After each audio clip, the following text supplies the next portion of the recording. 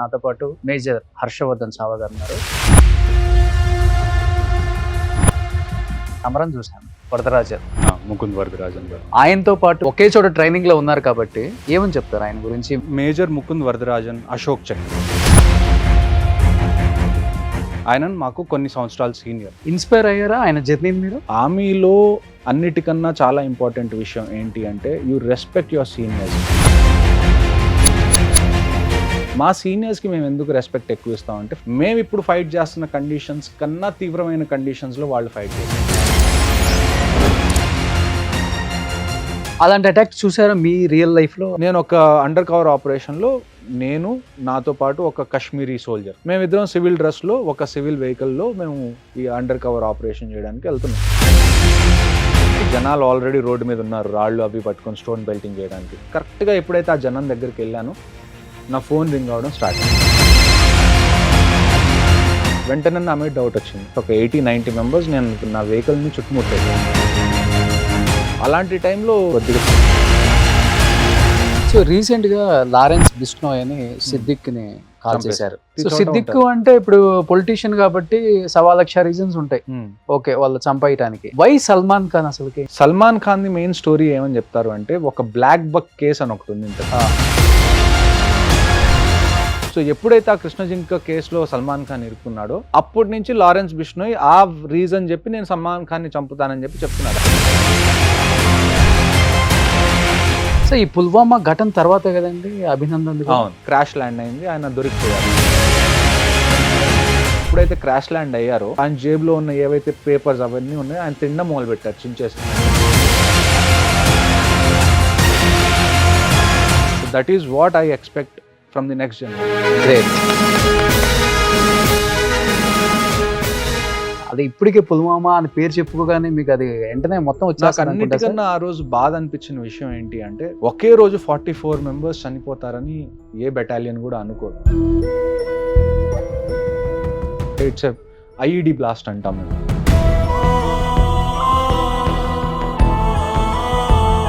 వాళ్ళ గౌరవ ప్రకారంగా వాళ్ళ కోసం ఒక బాక్స్ పెట్టి దాని మీద ఫ్లాగ్ కప్పారే కానీ వాళ్ళ ఇంటికి ఆ మనిషి కంప్లీట్ బాడీ ఎవరి బాడీ కూడా చేరలేదు.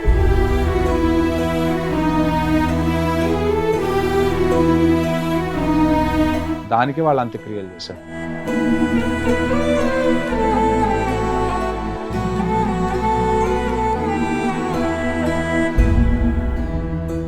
Hi hello, welcome to Suman TV. నేను మీ రోషన్. ప్రజెంట్ నాతో పాటు మేజర్ హర్షవర్ధన్ సావా గారు ఉన్నారు. ఎందుకంటే అమరం చూసిన తర్వాత నాకైతే మిలిటరీ వాళ్ళ మీద చాలా చాలా గౌరవం పెరిగింది. వాళ్ళ త్యాగాల గురించి వాళ్ళ కష్టాల గురించి తెలుసుకోవాలని చాలామంది మెయిల్స్ చేశారు అండ్ ఫోన్లు చేస్తున్నారు. కాబట్టి అసలు అమరం జీవితం అనేది ఒకసారి ఆయన మాటలను తెలుసుకుందాం. సో నమస్తే. జై హింద్. జై హింద్ రోషన్ గారు. అమరం చూశాను, వరదరాజన్, ముకుంద్ వరదరాజన్ తమిళనాడు అతను. రియల్ స్టోరీని రీల్ స్టోరీలో తీస్తే అన్ని సినిమాలు కొన్ని చూడాలనిపిస్తుంది, కొన్ని చూడాలనిపించవు కూడా. ఎందుకంటే బిఫోర్ మనకి ఆర్మీ బ్యాక్డ్రాప్ లో చాలా సినిమాలు వచ్చాయి, కానీ మనకి ఏది కూడా కన్నీళ్లు కార్చే అంత సీన్స్ కనిపించలే. నిజంగా అమరం చూసేటప్పుడు ఈచ్ అండ్ ఎవ్రీ సీన్ కి నేను గమనిస్తున్నాను, చుట్టుపక్కల ఉండే అందరు ఆడియన్స్ ని ప్రతి ఒక్కళ్ళు హ్యాండ్ కర్చీఫ్ తో కళ్ళు తుడుచుకుంటూనే ఉన్నారు సెకండ్ హాఫ్ లో especially. First of all military వాళ్ళ త్యాగాల గురించి కష్టాల గురించి మీరు ఏం చెప్పాలనుకుంటున్నారు మీ మాటల్లో? చూడండి, నేను ఎప్పుడు ఒకే విషయం చెప్తాను. ఒక ఆర్మీలో చేసే ఎవరైనా కానివ్వండి, బీట్ జవాన్ కానివ్వండి, జేసీఓస్ ఆఫీసర్స్, మా వెనకాల ఉండే పవర్ ఏంటి, మమ్మల్ని అలాంటి టైంలో ఎక్కడైతే మేము ప్రాణాలు కూడా వదిలేయాల్సి వచ్చే టైంలో కూడా మేము ముందుకెళ్ళడానికి మా వెనకాల ఉండే అతిపెద్ద మోటివేషన్ ఈ దేశం మా మీద మాకు చూపించే ప్రేమ.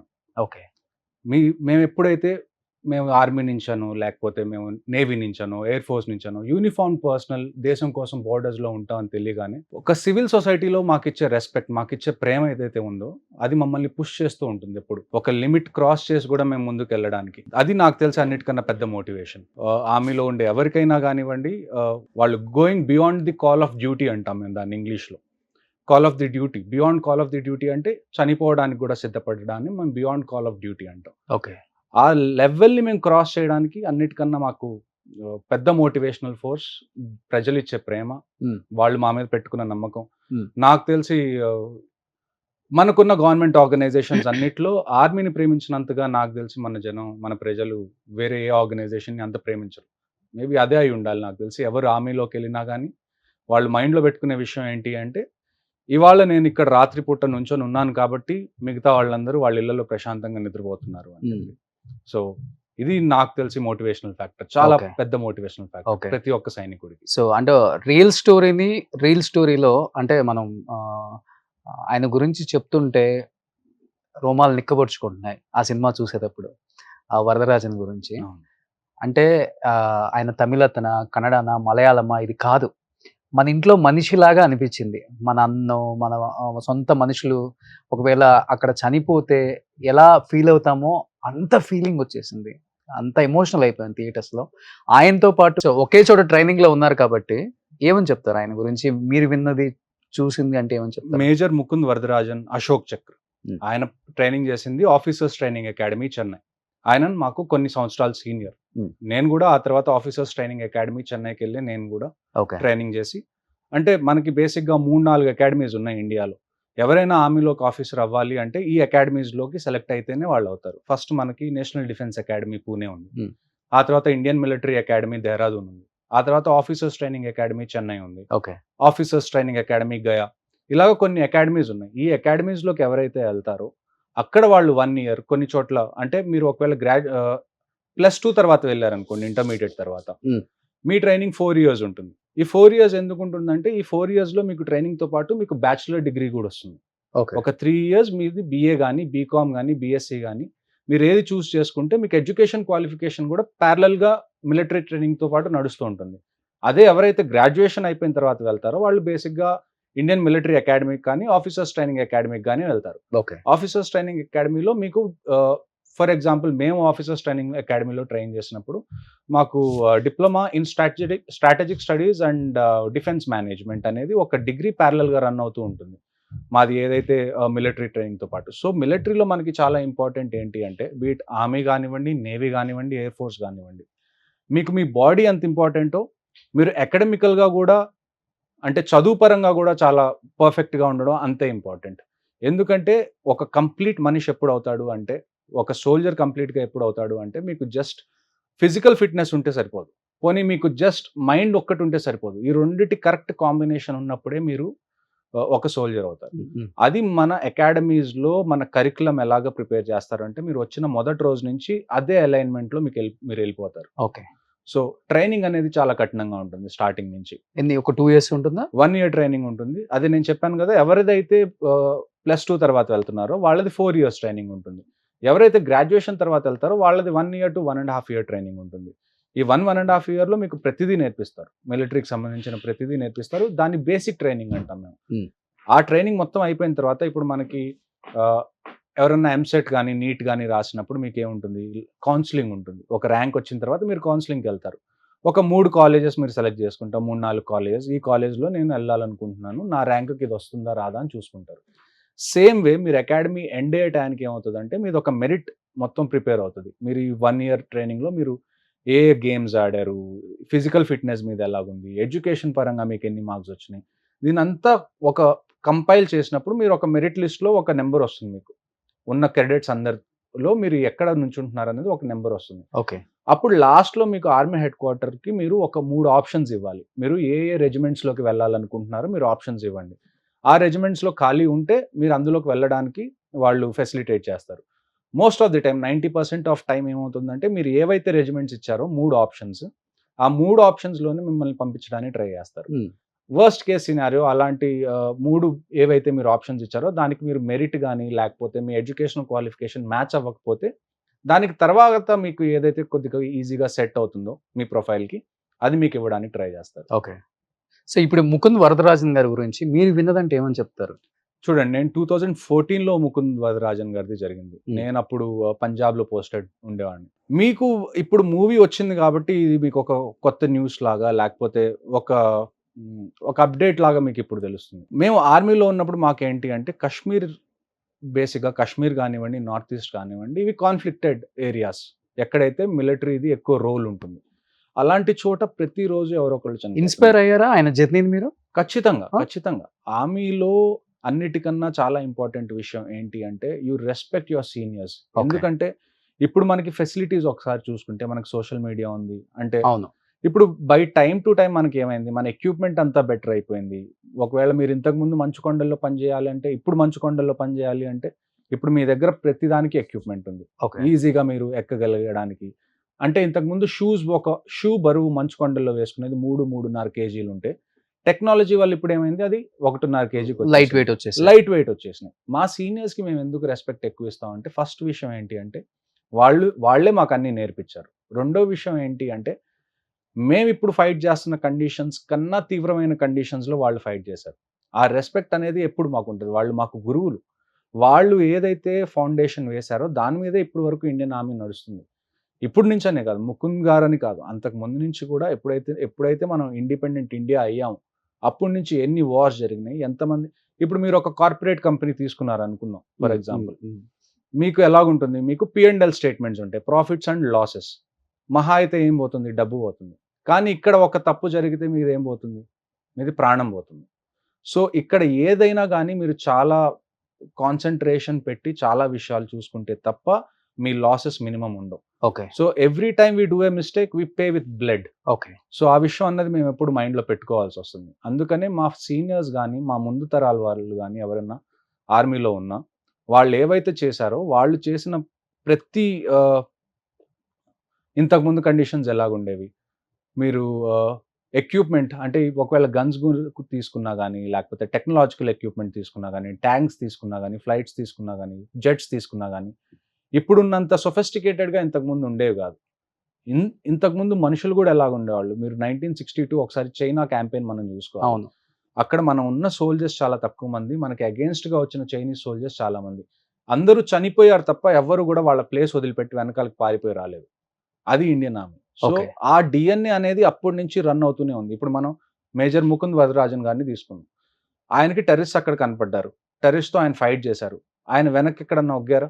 నాకు బుల్లెట్లు తగిలినాయి అన్న తెలిసిన తర్వాత కూడా ఆయన ఫైట్ చేసి టెర్రరిస్ట్ని చంపారు. ఓకే. సో అవును. మనకి ఇంపార్టెంట్ ఏంటి అంటే, శత్రువు ఎంత పవర్ఫుల్ ఉన్నా కానీ మన సంకల్పం ఎలాగ ఉండాలి అంటే, ఈ దేశాన్ని నేను కాపాడుకుంటాను అని చెప్పి నేను యూనిఫామ్ వేసుకున్నప్పుడు, నేను ప్రతిజ్ఞ తీసుకున్నప్పుడు దానికి కట్టుబడి ఉండాలి అన్న ప్రిన్సిపల్ అనేది ఆర్మీలో చాలా చాలా చాలా చాలా ఫస్ట్ రోజు నుంచి మీకు ఇంగ్రెయిన్ చేస్తారు. అలాంటి అటాక్ చూసారా మీ రియల్ లైఫ్ లో? అంటే మీరు నేను ఫేస్ కాశ్మీర్ చేసిన ఉన్నాయా? లైక్ మీరు అన్నారు బుల్లెట్ తగిలినా కానీ శత్రువును చంపాలన్నదే ఆయన ధ్యేయం. అంతే. శత్రువును చంపి బయటకు వచ్చి ఇలా ఒక సింబల్ చెప్తారు ఆయన. ఉమ్. వావ్! ఆ సీన్ చూస్తుంటే థియేటర్ లో అసలు గూస్ బంప్స్ అండి. అలా చెప్పి ఆయన పడిపోతారు కదా. ఆయన అందులో ఆపరేషన్లు కూడా జరిగింది ఏంటి అంటే, దూరం నుంచి అబ్జర్వ్ చేస్తున్నారు మిగతా వాళ్ళందరూ. అవును. ఆయన బయటకు వచ్చినప్పుడు ఫస్ట్ వాళ్ళకి అర్థం కాలేదు ఆయనకి నిజంగా బుల్లెట్స్ తగిలినాయని. ఆయన ఇంకొకళ్ళకి ఆయన నొప్పి కూడా తెలియనివ్వలేదు. ఆ తర్వాత ఆయనకి ఎప్పుడైతే నేను టెర్రరిస్టులు అందరినీ చంపేశాను అని కన్ఫర్మేషన్గా ఆయన కన్ఫర్మ్ అనిపించిందో, ఆ తర్వాత ఆయన కింద పడ్డారు. సో నేను అదే చెప్తుంది, మీ రియల్ లైఫ్ లో చూసారా, ఫేస్ చేశారు అలాంటివి? ఫేస్ చేశాను నేను. Okay. కాశ్మీర్లో సేమ్ అదే రాష్ట్రీయ రైఫిల్స్ దేనిలో అయితే మేజర్ ముకుంద్ వరదరాజన్ గారు సర్వ్ చేశారో, నేను కూడా అందులోనే సర్వ్ చేశాను. Hmm. బెటాలియన్స్ వేరు, కాకపోతే బేసికలీ రాష్ట్రీయ రైఫిల్స్ అనేది కాశ్మీర్లోనే డిప్లాయ్ అయి ఉంటుంది. Hmm. అది anti terrorism operations purely Rashtriya rifles అంటే. Okay. Even I was part of Rashtriya ఏంటి రైఫిల్స్. రాష్ట్రీయ రైఫిల్స్ అంటే ఏంటండి అసలుకి? ఇప్పుడు 1990లో ఎప్పుడైతే కాశ్మీరీ పండిట్స్ అందరూ వెళ్ళిపోయారు, పలాయనం చేశారు మన కాశ్మీర్ వ్యాలీ నుంచి, ఓకే. ఆ తర్వాత అక్కడ టెర్రరిజం బాగా పెరిగిపోయింది. ఆ టైంలో నేను మీకు ఒక విషయం చెప్తాను. కాశ్మీరీస్ది ఒక ట్రెడిషనల్ డ్రెస్ ఒకటి ఉంటుంది, వింటర్స్లో వేసుకునేది. దాన్ని ఫేర్ అని అంటాం. ఇప్పుడు మీ కుర్తా ఉంది కదా, Hmm. ఈ కుర్తానే ఇంకా కొద్ది లాంగ్గా ఉంటుంది, దాన్ని వూల్తో తయారు చేస్తారు. ఓకే. ఇప్పుడు వింటర్స్లో ఏమవుతుంది, కాశ్మీర్ లాంటి ప్లేస్లో మనకి మంచు ఎక్కువ పడుతుంది. సో లోకల్స్ ఏం చేస్తారంటే, ఒక బుట్ట ఉంటుంది, ఒక బుట్ట తయారు చేసుకుంటారు, కాంగడి అంటారు దాన్ని. అందులో బొగ్గులు నింపుకొని వాళ్ళు 2 చేతులు ఆ కుర్తా లోపల పెట్టుకొని, అది కొద్దిగా లూజ్గా ఉంటుంది. సో లోపల ఇలా కాంగడి పట్టుకొని తిరుగుతారు బయటకు వెళ్ళేటప్పుడు, కొద్దిగా వేడి అంటే హీటర్ లాగా అది. సో 1990sలో ఈ కాశ్మీరీ పండిత్ ఎక్స్ప్లోడర్స్ అయిపోయిన తర్వాత కాశ్మీర్ వ్యాలీలో వెపన్స్ ఎంత ఓపెన్గా తిరిగేవి అంటే, కాంగడి బదులు టెర్రరిస్టులు AK-47 పెట్టుకొని తిరిగేవాళ్ళు. టెర్రరిస్టులు. Okay. AK-47 అలాగా ఆ ఫేరన్ లోపల పెట్టుకొని తిరిగేవాళ్ళు. ఓకే. ఎక్కడన్నా ఆర్మీ వాళ్ళు కనపడినా, ఎక్కడన్నా సివిలియన్స్ కనపడినా కానీ వాళ్ళు అటాక్ చేయాలంటే వాళ్ళు ఏం చేసేవాళ్ళు, జస్ట్ వాళ్ళ కుర్తా ఇలా పైకనే వాళ్ళు, కింద ఆల్రెడీ AK-47 ఉంది. సో అలాంటి సిచ్యువేషన్లో ఆర్మీ అనేది సివిల్ లైఫ్లోకి ఎప్పుడు వస్తుంది? మామూలుగా ఆర్మీ పని ఏంటి? బోర్డర్స్ని మీరు సంరక్షించుకోవడం ఆర్మీ యొక్క పని. అలాంటి ఆర్మీ మీకు సివిల్ స్ట్రీట్స్లో ఎప్పుడు కనపడుతుంది అంటే ఫస్ట్ పోలీస్ ఫెయిల్ అయింది అనుకోండి. పోలీస్ ఫెయిల్ అయిన తర్వాత ఎవరిని పిలుస్తాం మనం? సెంట్రల్ పోలీస్ ఫోర్సెస్ని పిలుస్తాం. లైక్ సిఆర్పిఎఫ్ వీళ్ళని పిలుస్తాం మనం. సిఆర్పిఎఫ్ అంటే ఏంటి? Central reserve police force. State police ఎప్పుడైతే ఫెయిల్ అవుతుందో అప్పుడు సిఆర్పిఎఫ్ వస్తుంది. ఎప్పుడైతే సిఆర్పిఎఫ్ కూడా ఫెయిల్ అవుతుందో అంటే సెంట్రల్ పోలీస్ ఫోర్సెస్ కూడా ఎప్పుడైతే ఫెయిల్ అవుతాయో, ఎప్పుడైతే వాళ్ళు ఇలాంటి సిచ్యువేషన్ని కంటైన్ చేయలేకపోతారో, దెన్ ఆర్మీ కమ్స్ ఇన్.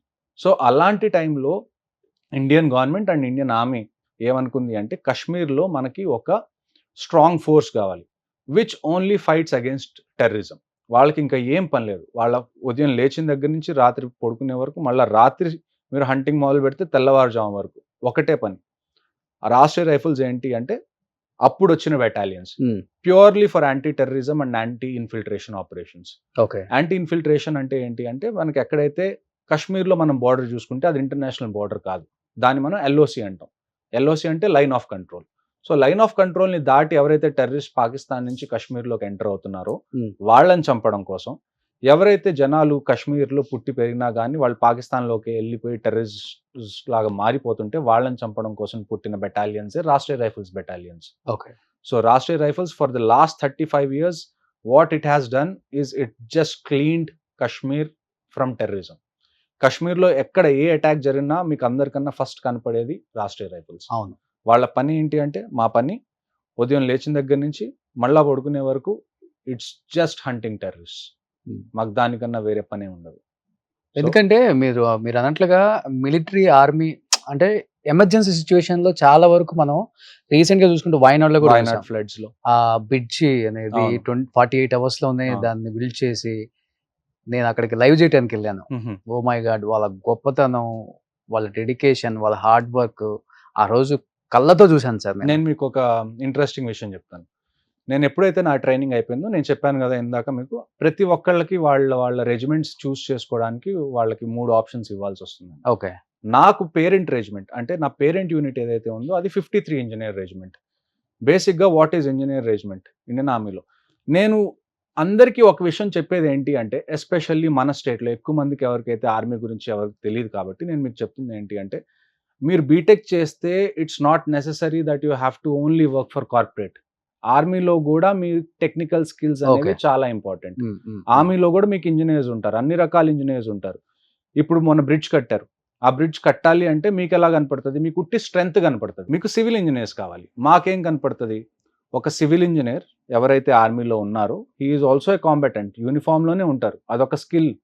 ఎలాగంటే ఫస్ట్ మనం గ్యాప్ మెజర్ చేస్తాం, ఎంత గ్యాప్ ఉంది, ఎంత బ్రిడ్జ్ కట్టాలి, దానికి క్యాలిక్యులేషన్స్ ఉంటాయి. ఆ తర్వాత బ్రిడ్జ్ అనేది మీకు దాని కాంపోనెంట్స్లో వస్తాయి, చిన్న చిన్న కాంపోనెంట్స్లో వస్తే దాన్ని మీరు కట్టుకుంటూ వెళ్తారు. దానికి మీకు లోడ్ కావాలి. So you have to first calculate. ఎందుకంటే ఆర్మీ చేసే ప్రతి పనికి ఒక టైం లిమిట్ ఉంటుంది, ఇంత టైంలో మీరు కంప్లీట్ చేయాలి అని చెప్పి. సో మీరు ఎక్కడి నుంచి క్యాలిక్యులేషన్ స్టార్ట్ చేస్తారా అంటే, ఒక్కొక్క ప్యానెల్ బరువు ఎంత ఉంది, ఒక ట్రక్లో ఎన్ని ప్యానెల్స్ వస్తాయి, మనకి ఎన్ని ట్రక్లో ఎన్ని ప్యానెల్స్ కావాలి, ఆ ట్రక్స్ అన్ని ఎంత దూరం నుంచి రావాలి, దానికి ఎంత టైం పడుతుంది, ఈ లాజిస్టిక్స్ అన్ని మనం సెట్ చేసుకుంటాం ఫస్ట్. ఈ లాజిస్టికల్ ఒకవైపు పక్కన పెడితే దాని తర్వాత మీరు ఏం చేస్తారు, ఆ వచ్చిన కాంపోనెంట్స్ అన్నిటిని మనం కట్టుకొని దాన్ని పట్టుకొని దాంతో మనం బ్రిడ్జ్ ఎలా కడుతున్నాం.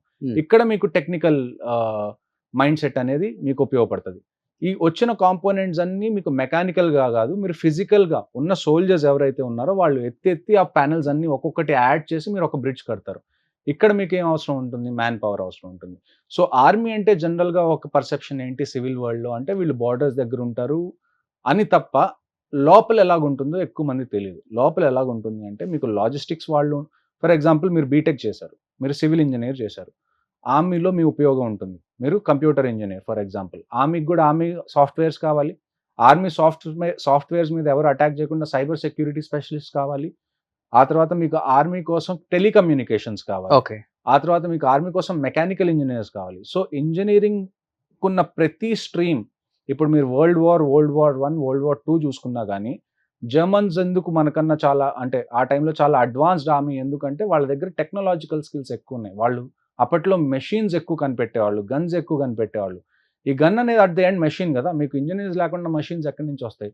సో మీరు ఇంజనీర్స్ అయినా, మీరు డాక్టర్స్ అయినా, మీరు లాయర్స్ అయినా, మీరు టీచర్స్ అయినా, మీ అందరికీ ఆర్మీలో స్కోప్ ఉంది.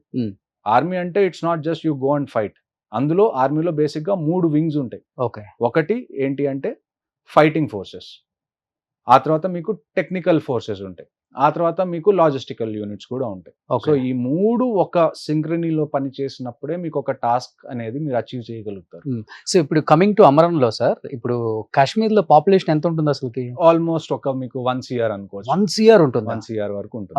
1 CR ఉంటే ఇప్పుడు ఆ కాశ్మీర్‌లో ఎప్పుడైతే మనం అటాక్ చేయాలని వెళ్ళినప్పుడు మన ఇండియన్ ఆర్మీ వెళ్ళినప్పుడు అక్కడున్న లోకల్ పీపుల్ ఎందుకని వీళ్ళని అటాక్ చేయటం అసలకి? అంటే రాళ్ళతో వేయటం. రాళ్లతో, స్టోన్ పెల్టింగ్, ఇవన్నీ ఇప్పుడు మీ ఆర్టికల్ కళ్ళతో చూసారా ఇవన్నీ?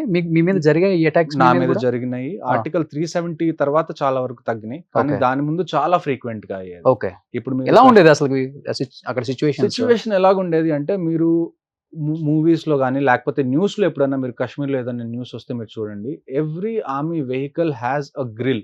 ఓకే. విండో ఏదైతే మనది విండ్షీల్డ్ అవును, ఉంటుందో అవును. దాని మీద గ్రిల్ ఉంటుంది. ఆ గ్రిల్ ఎందుకు ఉంటుంది అంటే, ఒకప్పుడు స్టోన్ పెల్టింగ్ చాలా ఎక్కువ ఉండేది కాశ్మీర్లో. ఇప్పుడు ఈ మధ్య చాలా తగ్గిపోయింది, కానీ ఆల్మోస్ట్ ఒక 2005, 2006 నుంచి స్టార్ట్ చేస్తే ఆల్మోస్ట్ 2017, 2018 వరకు, ఈవెన్ ఆర్టికల్ 370 వరకు కూడా ఎక్కడన్నా ఏదన్నా ఆపరేషన్ జరిగితే అక్కడ ఏం చేసేవాళ్ళు అంటే, మసీద్ నుంచి కాల్ చేయడం కానీ, అంటే అక్కడ స్పీకర్స్ ఉంటాయి కదా మసీద్లో, ఇక్కడ ఆపరేషన్ జరుగుతుంది, ఈ ఆపరేషన్ని మీరు ఆపాలి అని చెప్పి అక్కడ ఉన్న లోకల్ ఎవరైతే ప్రజలు ఉంటారో వాళ్ళని రెచ్చగొట్టి వాళ్ళని గుంపులు గుంపులుగా బయటికి తీసుకొచ్చి వాళ్ళకి డబ్బులు ఇచ్చి వాళ్ళ చేత స్టోన్ పెల్టింగ్ చేయించేవాళ్ళు. ఆపరేషన్స్ సెపరేట్ టీమ్ ఉంటుంది దానికి. సపరేట్ టీమ్ అంటే ఇంకా మీరు ఎలా చూసుకోవాలి, అక్కడ ఇంత ముందు అన్ఎంప్లాయ్మెంట్ చాలా ఎక్కువ. ఎందుకంటే మీరు లాస్ట్ 35 years నుంచి చూసుకుంటే కాశ్మీర్లో there has been continuous violence. ఇంత వైలెన్స్ ఉన్నప్పుడు మీకు ఇంకా వేరే ఏం ఆపర్చునిటీస్ అక్కడ లేవు. అలాంటి టైంలో జనాలకి డబ్బులు కావాలి. డబ్బులు వీళ్ళు ఏం చేస్తారు, పాకిస్తాన్ నుంచి ఫండ్స్ వస్తాయి. అక్కడ లోకల్గా ఎవరైతే హ్యాండ్లర్స్ ఉంటారో వాళ్ళు ఆ డబ్బులు తీసుకుంటారు. ఆ డబ్బులు రోజుకి నీకు 500 రూపాయలు అన్నట్టు పంచి వాళ్ళ చేత స్టోన్ పెల్టింగ్ చేయించడం, ఇవన్నీ చేయించేవాళ్ళు. ఓకే. ఆర్టికల్ 370 ఎప్పుడైతే తీసేశారో అప్పటి నుంచి కొద్దిగా కాదు, ఆల్మోస్ట్ తగ్గిపోయిందని, ఇప్పుడు 90% తగ్గిందని చెప్పుకోవచ్చు. 95% వరకు తగ్గిపోయిందని చెప్పుకోవచ్చు. ఎందుకంటే ఒక్కసారి ఆర్టికల్ 370 తీసేసిన తర్వాత government also invested a lot. అక్కడ కొత్త కొత్త విషయాలు తీసుకురావడం, ఎడ్యుకేషన్ మీద ఎక్కువ ఫోకస్ పెట్టడం, స్పోర్ట్స్ మీద ఎక్కువ ఫోకస్ పెట్టడం, దీనివల్ల డ్రగ్స్ మీద కొద్ది కంట్రోల్ తీసుకురావడం. దీనివల్ల ఏమవుతుంది అంటే, జనాలు కొత్త కొత్త ఆపర్చునిటీస్ అన్ని వెతుక్కోవడంలో బిజీ అయిపోయి ఎవరు ఇప్పుడు స్టోన్ పెల్టింగ్ చేయట్లేదు. ఇంతకుముందు జనాల దగ్గర ఏం ఉండేది కాదు కాబట్టి, అక్కడ కంటిన్యూస్ గా టెర్రరిస్ట్ అటాక్ అవుతుంటే టూరిజం కూడా ఎక్కువ ఫ్లరిష్ అవ్వదు కాబట్టి వాళ్ళకి డబ్బుల కోసం వాళ్ళు స్టోన్ పెల్టింగ్ ఇవన్నీ చేసేవాళ్ళు. ఓకే. ఒక రకంగా చెప్పాలంటే జమ్మూలో ఒక రకంగా ఉంటుంది, కాశ్మీర్లో ఒక రకంగా ఉంటుంది. మీరు జమ్మూ కాశ్మీర్ని మొత్తం అర్థం చేసుకోవాలంటే, మీరు ఇంతకు ముందు ఆంధ్రప్రదేశ్ ఎలాగుందో దాన్ని అర్థం చేసుకుంటే మీకు ఈజీగా అర్థం అవుతుంది. ఎక్కడైతే మనకి రాయలసీమ ఉందో, అంటే నేను మీకు ఓరియంటేషన్ చెప్తున్నాను రఫ్గా, రాయలసీమ ఎక్కడైతే ఉందో దాన్ని మీరు జమ్మూ అనుకోండి, తెలంగాణ ఎక్కడైతే ఉందో దాన్ని మీరు కాశ్మీర్ అనుకోండి, ఓకే, కోస్తా ఆంధ్ర ఎక్కడైతే ఉందో దాన్ని మీరు లద్దాఖ్ అండ్ కార్గిల్ అనుకోండి. ఇందులో మనకి జమ్మూలో ఏంటి అంటే ఇట్స్ ఎ మిక్స్డ్ పాపులేషన్. మీకు హిందూస్ ఉంటారు, ముస్లిమ్స్ ఉంటారు, ఆ తర్వాత గుజ్జర్స్, బకర్వాల్స్ అని చెప్పి వీళ్ళు నొమాడిక్ అనమాట. నొమాడిక్ అంటే గొర్రెలు కాచుకునే వాళ్ళు. ఓకే. వీళ్ళు ఒకే చోట ఉండరు, వీళ్ళు మూవ్ అవుతూ ఉంటారు వాళ్ళ గొర్రెలతో పాటు, వాళ్ళ టెంట్స్ తీసుకొని. ఇలాంటి కమ్యూనిటీస్ అన్ని కలిసిమెలిసి ఉంటారు జమ్మూలో. ఓకే. అదే మీరు కాశ్మీర్లోకి వస్తే, కాశ్మీర్లో it's almost 97 to 98% Muslim population. Okay. ఆ తర్వాత మీకు లద్దాఖ్లో ఏంటంటే మళ్ళీ మీకు బుద్ధిస్ట్ పాపులేషన్ ఉంది, ముస్లిం పాపులేషన్ మిక్స్ ఉంది, అక్కడ Hindu population a little bit. Okay. So ఇది బేసిక్గా ఒక జమ్మూ అండ్ కాశ్మీర్ కంపోజిషన్ మీరు చూసుకుంటే ప్రజలు ఎలా ఉంటారు, వాళ్ళ రిలీజియస్ బిలీఫ్స్ ఏంటి అంటే ఇది. ఓకే. సో జమ్మూలో మనకి ఇంటర్నల్ గా పెద్ద ఏమి ఇష్యూ ఏం లేదు. జమ్మూలో కూడా ఇప్పుడు రీసెంట్ గా అటాక్స్ స్టార్ట్ అయినాయి, కానీ అవన్నీ పాకిస్తాన్ నుంచి ఇటువైపు ఎంటర్ అయిన వాళ్ళు చేస్తున్న అటాక్స్ అవి. కానీ కాశ్మీర్లో మీరు చూసుకుంటే ఏంటి అంటే, కాశ్మీర్లో మేము టెర్రరిస్ట్ని 2 రకాలుగా డిఫైన్ చేస్తాం. మేము ఐటీ అంటాం, లేకపోతే ఎఫ్టీ అంటాం. ఐటీ అంటే ఇండియన్ టెర్రరిస్ట్, ఎఫ్టీ అంటే ఫారెన్ టెర్రరిస్ట్. దీని అర్థం ఏంటి అంటే, ఇండియన్ టెర్రరిస్ట్ని మేము ఎవరిని అంటామంటే, ఎవరైతే కాశ్మీర్లో పుట్టి పెరిగి ఒక ఏజ్ వచ్చిన తర్వాత టెర్రరిజం జాయిన్ అవ్వాలని చెప్పి టెర్రరిజం జాయిన్ అవుతాడో అతన్ని మనం ఇండియన్ టెర్రరిస్ట్ అంటాం. ఓకే. ఎవరైతే పాకిస్తాన్లో పుట్టి పెరిగి లేకపోతే వేరే ఏ కంట్రీలో అన్న పుట్టి పెరిగి అక్కడ టెర్రరిజం అదంతా అలవాటు చేసుకొని ఇండియాలోకి వచ్చి అటాక్ చేయాలనుకుంటున్న వాళ్ళని మనం ఫారెన్ టెర్రరిస్ట్ అంటాం. ఫర్ ఎగ్జాంపుల్ కసబ్ వచ్చాడు, Kasab is a foreign terrorist, ఎందుకంటే కసబ్ పాకిస్తాన్ నుంచి వచ్చాడు, ఇండియన్ కాదు కాబట్టి. అదే ఒకవేళ ఇంతకుముందు మనం 2017, 2016 ఆ టైంలో బురన్ వానీ అనే పేరు బాగా వినపడింది కాశ్మీర్. అవును, అవును. బురన్ Wani is an Indian terrorist. తను పుట్టి పెరిగిందంతా కాశ్మీర్లో, కానీ తను టెర్రరిజం జాయిన్ అవ్వడానికి తను పాకిస్తాన్కి వెళ్ళి మళ్ళీ రిటర్న్ వచ్చి తను టెర్రరిస్ట్ అయ్యాడు. ఓకే. ఎప్పుడన్నా మీరు కసబ్‌తో సంబంధించిన అటాక్స్‌తో మీరు కసబ్ పార్టిసిపేషన్ చేశారా? కసబ్ అనేది చాలా ముందు విషయం అండి. ఒక పాపని గన్‌తో షూట్ చేశాడు కదా! చాలా మందిని షూట్ చేశాడు కసబ్. బాంబేలో అనుకుంటా. అది కసబ్ది జరిగినప్పుడు 26/11 జరిగినప్పుడు నేను కాలేజ్లో 26/11 నేను కాలేజ్లో ఉన్నా. దాని తర్వాత నేను తైకో ఎక్కడో తగిలింది అది. మీరు ఇప్పుడు 26/11 చూసుకుంటే అది ఎలా జరిగింది? మీరు ఒక రైల్వే స్టేషన్‌లో అందరూ ఉన్నారు. వాళ్ళు రైల్వే స్టేషన్‌లోకి ఎంటర్ అయ్యారు. ఎవరికి ఇష్టం వచ్చినట్టు వాళ్ళని కాల్ చేశారు. ఆ తర్వాత నారిమన్ పాయింట్ కానివ్వండి, అక్కడ బేకరీ ఒకటి ఉండేది అందులో కానివ్వండి. అంటే టెర్రరిస్ట్ పబ్లిక్ ఏంటంటే ఫైర్ చేసినప్పుడు ఎవరికి ఏది తగులుతది, ఎయిమ్ చేసి ఫైర్ చేయరు. ఇలాంటి పబ్లిక్ స్పేసెస్‌లో ఏదైనా అల్లకల్లోలం చేయాలంటే కళ్ళు మూసుకొని వాళ్ళు ఫైర్ చేసినా గానీ ఎవరికో ఒకళ్ళకి తగులుతది, పబ్లిక్ స్పేస్ కాబట్టి. సో, అలాగా ఆ ఒక్క పాపే కాదు, చాలా మంది చాలా కోల్పోయారు. చాలా మంది చనిపోయారు గూడా. చాలా మందికి చాలా ఇంజ్యూరీస్ అయినాయి, bullet injuries. Even Taj hotel మొత్తం అక్కడ గూడా చాలా మంది ఇంజ్యూర్ అవును. అయ్యారు. అవును. మన మేజర్ సందీప్ ఉన్నికృష్ణన్ గారు ఆయన గూడా అందులోనే చనిపోయారు. అవును. సో, అది 26/11 ఈవెన్ ఆ అమ్మాయికి కూడా గవర్నమెంట్ ఒక 10 లాక్స్ ఏదో ఎడ్యుకేషన్‌కి ఒక ఫ్రీగా ఇల్లు కూడా ఇస్తానని చెప్పింది అనుకుంటా అప్పుడు. ఇచ్చిందో ఇవ్వలేదో గానీ. ప్రామిసెస్ అనేవి పొలిటీషియన్స్ చేస్తూ ఉంటారు. అది మరి పొలిటీషియన్సే చూడాలి వాళ్ళు ఆ ప్రామిసెస్ ఎంత ఫుల్‌ఫిల్ చేస్తున్నారన్నది. ఓకే. ఇప్పుడు కాశ్మీర్‌లో 1 crore పాపులేషన్ కదా! లైఫ్ స్టైల్ ఎలా ఉంటుందండి అక్కడ? కాశ్మీర్‌లో మీరు బేసిక్‌గా చూసుకుంటే అక్కడ 2 మెయిన్ ఎంప్లాయ్‌మెంట్ ఆపర్చునిటీస్‌కి 2 ఉన్నాయి ఇప్పటి వరకైతే. ఫస్ట్ మీకు టూరిజం.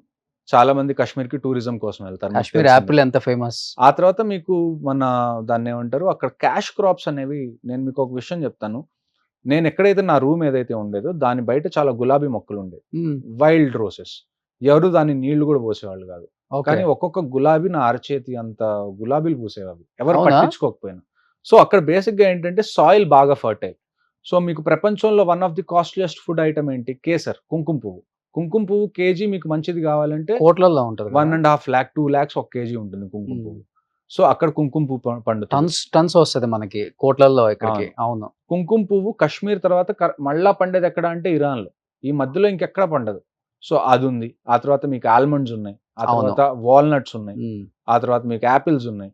సో ఇలాంటి క్యాష్ క్రాప్స్ అనేవి అక్కడ చాలా ఉన్నాయి. ఆర్చర్డ్స్ చాలా ఉంటాయి. మీకు సౌత్ కాశ్మీర్ లో చూసుకుంటే మీరు ఈవెన్ ఇప్పుడు అమరన్ గురించి మాట్లాడారు కదా, ఆ ఆపరేషన్ కూడా దాన్ని ఏమంటారు యాపిల్ ఆర్చర్డ్స్ లోనే జరిగింది అసలు operation. Okay. So Apple orchards లో చాలా మంది టెర్రరిస్ట్ దాక్కొని ఉంటారు. ఇప్పుడు మనకి పొలాలు ఉంటాయి కదా, ఇక్కడ పొలాల్లో ఏంటంటే ఎవరన్నా నుంచుంటే మీకు ఈజీగా కనపడతారు. అదే యాపిల్ తోటల్లో ఏంటంటే మీరు ఎంతమంది టెర్రరిస్టులు అక్కడ ఉన్నా కానీ అక్కడ కనపడరు. వాళ్ళకి ఈజీగా క్యామోఫ్లాజ్ చేసుకోవడానికి చాలా ఈజీగా ఉంటుంది అక్కడ. ఓకే. సో ఇది బేసిక్ గా వాళ్ళు వాళ్ళ వృత్తులు ఏవైతే ఉన్నాయి, మళ్ళీ హ్యాండీక్రాఫ్ట్స్ చాలా బాగుంటాయి, ఆర్ట్ చాలా ఫేమస్ కాశ్మీర్ది. సో బేసిక్ గా వీటి మీద డిపెండ్ అవుతారు. ఎప్పుడైతే టెర్రరిజం బాగా ఎక్కువ ఉన్న టైంలో టూరిజం అనే దానికి అన్నిటికన్నా ఫస్ట్ దెబ్బ పడుతుంది. ఆ తర్వాత ఎక్కడైతే నేను చెప్పాను కదా ఇందాక, వీళ్ళు యాపిల్ ఆర్చర్డ్స్ లో కూడా చాలా టెర్రరిస్ట్ ఉన్నప్పుడు వీళ్ళు ఫార్మింగ్ మీద కూడా దెబ్బ పడుతుంది. సో లాస్ట్ 35 years ఎప్పుడైతే 1990లో కాశ్మీరీ పండిట్స్ బయటికి వెళ్ళిపోయారో కాశ్మీర్ నుంచి, ఇప్పుడు మనం 2024లో ఉన్నాం. ఆల్మోస్ట్ 34-35 years నుంచి అక్కడ శాంతి అనేది లేదు. సో బేసిక్ గా మీరు కాశ్మీర్ ని చూసుకుంటే మీరు ఒక ప్రాంతం ఏదైతే లాస్ట్ 35 years నుంచి వైలెన్స్ లో ఏదైతే ఉందో ఆ ప్రాంతం కాశ్మీర్ అని చెప్పుకోవాలి. ఇప్పుడు పుల్వామా కట్టినప్పుడు మీరున్నారా? పుల్వామా జరిగినప్పుడు నేను అక్కడే ఉన్నాను. ఓకే. నేనున్న ప్లేస్ నుంచి హార్డ్లీ 8 to 9 kilometers దూరంలో అది జరిగింది. Okay. Pulwama. So we were one of the first responders. ఇంకొకటి ఏంటి అంటే ఆ రోజు చెప్తారు కదా కంటికి కట్టినట్టు కనిపిస్తుంది అని చెప్తాం కదా మనం. అది ఇప్పటికే పుల్వామా అని పేరు చెప్పుకోగానే మీకు అది వెంటనే మొత్తం వచ్చేస్తుంది. అన్నిటికన్నా ఆ రోజు బాధ అనిపించిన విషయం ఏంటి అంటే, ఈవినింగ్ నేను ఒకసారి నా అకామిడేషన్కి రాగానే నాకు సిఆర్పిఎఫ్ నుంచి ఫోన్ వచ్చింది. ఆ రోజు 44 మంది సిఆర్పిఎఫ్ మన జవాన్లు చనిపోయారు. కాశ్మీర్లో అప్పట్లో పరిస్థితి ఎలాగా అంటే, మీరు మార్కెట్లోకి వెళ్ళి ఒక కొట్లో ఇండియా ఫ్లాగ్స్ కొనుక్కునే పరిస్థితి కాదు అప్పుడు. ఓపెన్ గా ఇండియా ఫ్లాగ్స్ కూడా అమ్మేవాళ్ళు కాదు. మేము మా దగ్గర కొన్ని రీజన్ ఏమైనా ఉందా సార్ దానికి? ఎందుకంటే టెర్రరిస్ట్ కదా. ఇప్పుడు మీరు ఫర్ ఎగ్జాంపుల్ మీది ఒక షాప్ అనుకుందాం కాశ్మీర్లో, మీకు ఇండియా ఫ్లాగ్స్ పెట్టి అమ్మాలనే ఉంది, కానీ టెర్రరిస్ట్కి తెలిసింది అనుకోండి మీ దగ్గర ఇండియా ఫ్లాగ్స్ ఉన్నాయి అని చెప్పి, వాడు ఎప్పుడు సైలెంట్ గా వచ్చి ఎప్పుడు మీ మీద ఫైర్ చేస్తాడో మీకు తెలియదు. మీ మీద వచ్చినప్పుడు ఆర్మీ అక్కడే ఉంటది అని చెప్పి మేము గ్యారంటీ ఇవ్వలేం కదా. ఆర్మీ ఏంటి పెట్రోలింగ్ చేస్తా తిరుగుతూ ఉంటుంది. టెర్రరిస్ట్కి ఎంత టైం కావాలి? గట్టిగా వాడికి 3 to 4 seconds కావాలి. నేను చెప్పాను వాడు ఒక పిస్టల్ తీసుకొని వస్తాడు బైక్ మీద సైలెంట్ గా, మీ షాప్ దగ్గరకు వస్తాడు, మీ మీద ఫైర్ చేస్తాడు, వాడు పారిపోతాడు. ఇండియా ఫ్లాగ్స్ అమ్ముతున్నాడని. అమ్ముతున్నా సో దొంగతనంగా అమ్మాల్సిందే. అసలు అమ్మేవాళ్ళు కాదు ఎవరు. ఆ. ఫస్ట్ ఏంటంటే చాలా వరకు లోకల్ సెంటిమెంట్ ఇంతకు ముందు ఆర్టికల్ 370 ముందు టువర్డ్స్ పాకిస్తాన్ ఉండేది. మేము పాకిస్తాన్లో జాయిన్ అవుదాం అనుకునే వాళ్ళ సంఖ్య, వాళ్ళ పర్సంటేజ్ ఎక్కువ ఒకప్పుడు ఓకే. కాశ్మీర్లో. ఇప్పుడు ఆర్టికల్ 370 తీసేసిన తర్వాత ఎప్పుడైతే మనం కొద్దిగా డెవలప్మెంట్ చేసి మనం ఆపర్చునిటీస్ ఇవ్వడం స్టార్ట్ చేసాం, ఇప్పుడు వాళ్ళు కొద్దిగా నార్మల్గా ఆలోచించడం మొదలుపెట్టారు. ఇంతకుముందు ఏంటంటే they use to only think on basis of religion. మేము ముస్లిమ్స్, పాకిస్తాన్లో ఉన్నది కూడా ముస్లిమ్స్ కాబట్టి మేము పాకిస్తాన్లోకి వెళ్ళిపోతాం. ఇది బేసిక్గా ఇప్పుడు 97% నేను చెప్పాను కదా ముస్లిం పాపులేషన్ అని. సో ఎక్కువ మంది అఫిలియేషన్ పాకిస్తాన్ వైపు ఉండేది ఒకప్పుడు. కానీ ఇప్పుడు చిన్న చిన్నగా అది ఆ మైండ్ సెట్ అనేది మారుతుంది ఆర్టికల్ 370 తర్వాత. సో అలాంటి టైంలో మేము ఏం చేస్తామంటే మేము ముందు నుంచే కొన్ని ఫ్లాగ్స్ మా దగ్గర పెట్టుకుంటాం. ఎప్పుడన్నా ఎవరైనా చనిపోవచ్చు, వాళ్ళ బాక్స్ మీద ఆ ఫ్లాగ్ కప్పాలి వాళ్ళ బాడీ మీద అని. కానీ ఏ రోజు కూడా మీరు ఒకే రోజు 44 మంది చనిపోతారని అనుకోరు కదా. ఆపరేషన్స్ జరుగుతాయి, ఒకళ్ళు చనిపోతారు, ఇద్దరు చనిపోతారు. మీరు ఇప్పుడు ముకుంద్ వరదరాజన్ గారిది చూడండి, ఆ రోజు ఇద్దరు చనిపోయారు, ఆయన బడ్డీ కదా. ఒకే రోజు 44 మెంబర్స్ చనిపోతారని ఏ బెటాలియన్ కూడా అనుకోదు. సో అలాంటి టైంలో సిఆర్పిఎఫ్ వాళ్ళు ఉదయం 44 మంది చనిపోతే వాళ్ళ బాడీస్ది కూడా ఏం మిగలలేదు అసలు. మొత్తం గుజ్జు గుజ్జులాగా, అంటే ఇట్స్ ఐఈడి బ్లాస్ట్ అంటాం మేము. ఐఈడి అంటే ఇంప్రొవైజ్డ్ ఎక్స్ప్లోజివ్ డివైస్. బేసిక్గా బాంబుని మేము ఐఈడి అంటాం. ఓకే. అతని కారులో మొత్తం బాంబ్స్ ఫిక్స్ చేసుకొని సిఆర్పిఎఫ్ ఏదైతే బస్సు వెళ్తుందో ఆ బస్సును వచ్చి ఢీ కొట్టి అది డెటోనేట్ చేశాడు. సో బస్సు మొత్తం చల్లాచెదురైపోయింది, బాడీస్ అన్ని చల్లాచెదురైపోయినాయి. వాళ్ళ గౌరవ ప్రకారంగా వాళ్ళ కోసం ఒక బాక్స్ పెట్టి దాని మీద ఫ్లాగ్ కప్పారే కానీ వాళ్ళ ఇంటికి ఆ మనిషి కంప్లీట్ బాడీ, ఎవరి బాడీ కూడా చేరలేదు. ఆ రోజు ఈవినింగ్ నాకు సిఆర్పిఎఫ్ ఫోన్ చేసి మీ దగ్గర ఎక్స్ట్రా ఫ్లాగ్స్ ఏమైనా ఉన్నాయా అని అడిగినప్పుడు నాకు బాధేసింది చాలా. అంటే నా మొత్తం మిలిటరీ కెరీర్లో నాకు అన్నిటికన్నా బాధేసింది అదే. That is the most painful day for me. అది దానికి ఫస్ట్ టైం గ్రౌండ్ మీద దాన్ని చూడడం, మళ్ళీ ఈవినింగ్ ఇలాంటి ఫోన్ కాల్స్ రావడం కొద్దిగా టఫ్గా ఉంటుంది. కానీ that is what it is at the end. నిజంగా అనుకోం కదా 44 ఫ్లాగ్స్ ఒకేసారి అవసరం పడతాయి అని అనుకోరు. వాళ్ళ దగ్గర ఉండుంటే, వాళ్ళ దగ్గర ఎన్ని ఉంటే 5 ఉండుంటే 6 ఉండుంటే ఎవరైనా జమ్మూ నుంచి వస్తుంటే తెప్పించుకుందామని అని అనుకుంటారు, ఎవ్రీ వీక్ తెప్పించుకోవచ్చు కదా అన్నట్టు. కానీ ఒకే రోజు 44 ఫ్లాగ్స్ అవసరం పడతాయని వాళ్ళకు కూడా అనిపించుండి ఉండదు సిఆర్పిఎఫ్ వాళ్ళకు కూడా. బట్ ఒక్కళ్ళ బాడీ కూడా మీరు బాంబ్ బ్లాస్ట్ లో మీకు ఇంకా చల్లా కష్టం కదా. అంటే మాంసం ముద్దలే రోడ్డు మీద అన్ని పడున్నాయి, వాటిని ఏరుకొని సిఆర్పిఎఫ్ వాళ్ళ బాక్సెస్ లో దాన్ని డిఎన్ఏ టెస్ట్ చేసి ఆ బాక్సెస్లో పెట్టి ఆ డిఎన్ఏని బట్టి వాళ్ళ పేర్లు రాయాలి. మీకు ఫేస్ లేదు ఐడెంటిఫై చేయడానికి ఎవరి బాడీ ఏంటి అన్నది. డిఎన్ఏ టెస్ట్ చేసి ఒక్కొక్క బాక్స్లో ఎంతైతే ఆ డిఎన్ఏకి సంబంధించిన ఫ్లెష్ మిగిలిందో ఆ ఫ్లెష్ పెట్టి దాని మీద వాళ్ళ పేరు రాసి దాని మీద ఫ్లాగ్ కప్పారు.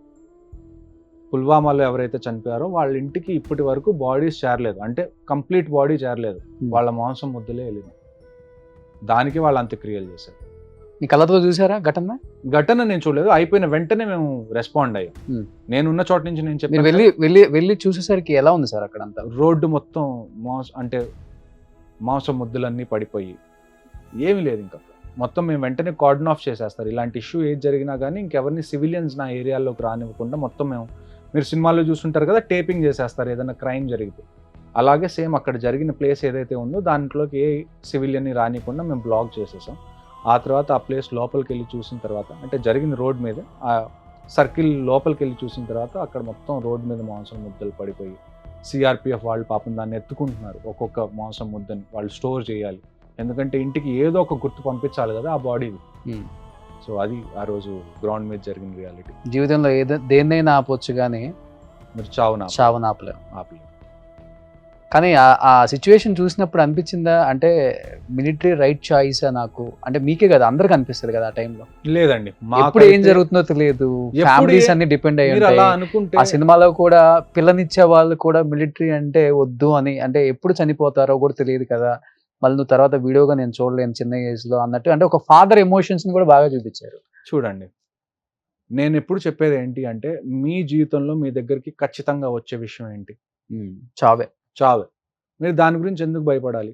మీరు ఏమన్నా తప్పు చేస్తున్నారా? మీరు దేశం కోసం ఫైట్ చేస్తున్నారు. చావు అనేది ఏ రోజైతే వచ్చిందో అది వస్తుంది. మీరు వద్దన్నా రావద్దన్నా రమ్మన్నా కానీ అది వస్తుంది.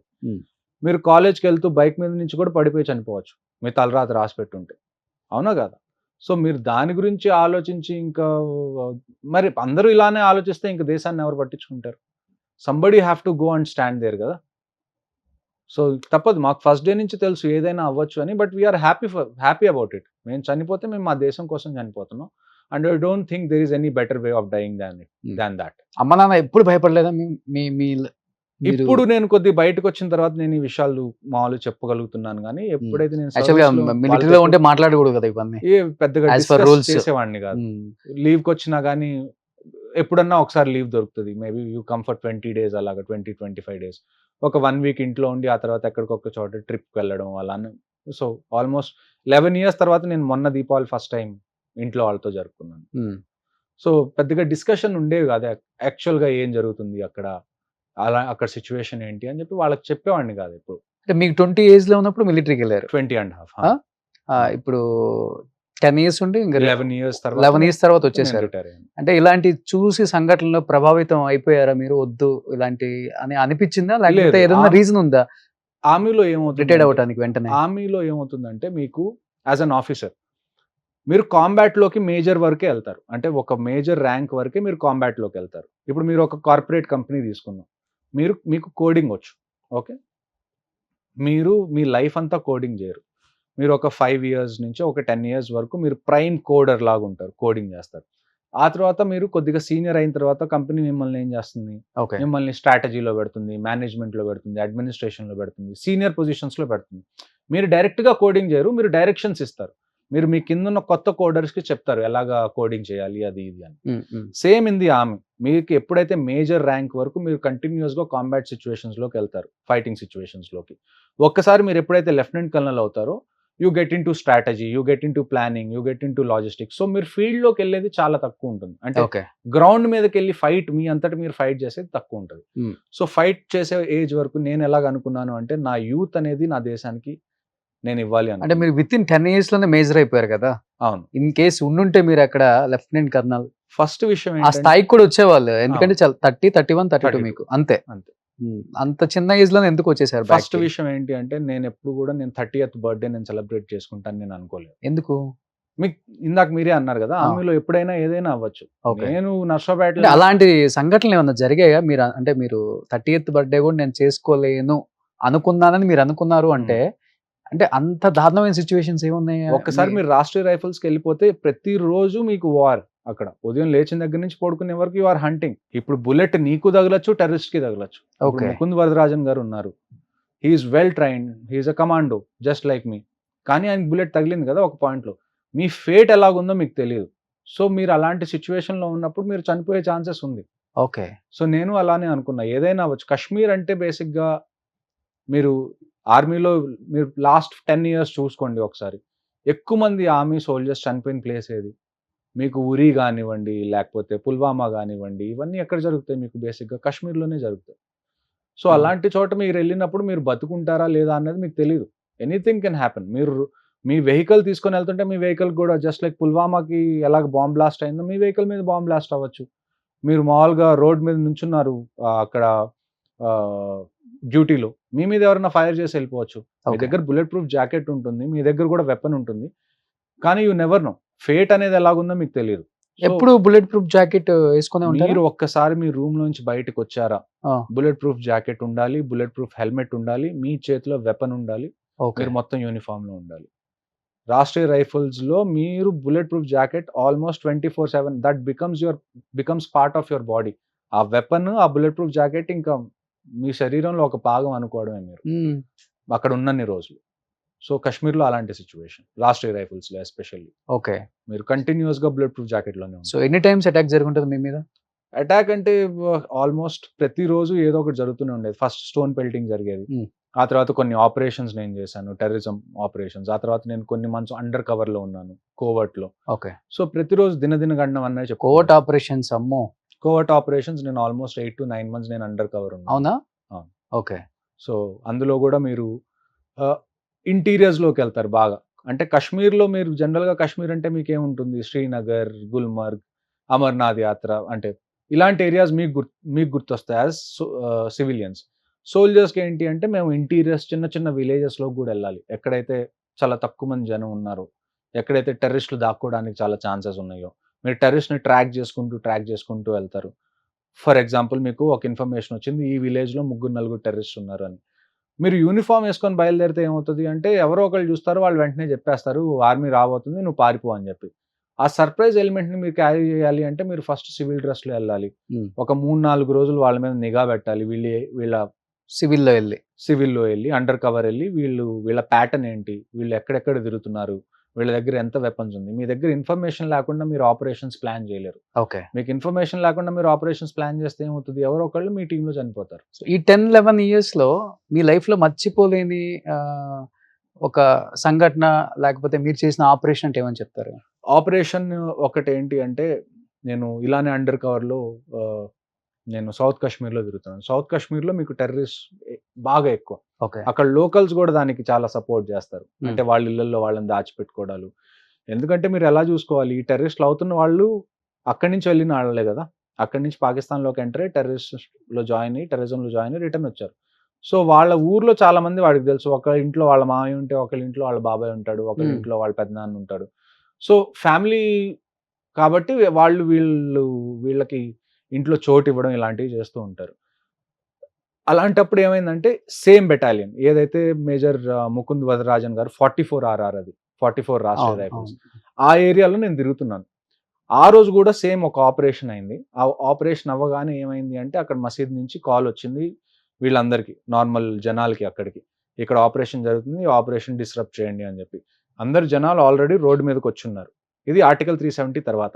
ఆర్టికల్ 370 అప్పుడు ఏం జరిగింది అంటే రేపు ఆర్టికల్ 370 తీసేస్తున్నారనగా ఇవాళ రాత్రి మొత్తం కమ్యూనికేషన్ బ్లాక్ అయిపోయింది కాశ్మీర్‌లో. ఈవెన్ ఫర్ సోల్జర్స్ మీది ల్యాండ్ లైన్స్ పనిచేయట్లేదు, మొబైల్స్ పనిచేయట్లేదు, మీ ఇంటర్నెట్ పనిచేయట్లేదు. ఇలాగ ఒక 6, 7 మంత్స్ కంటిన్యూయస్‌గా ఇంటర్నెట్ లేదనమాట.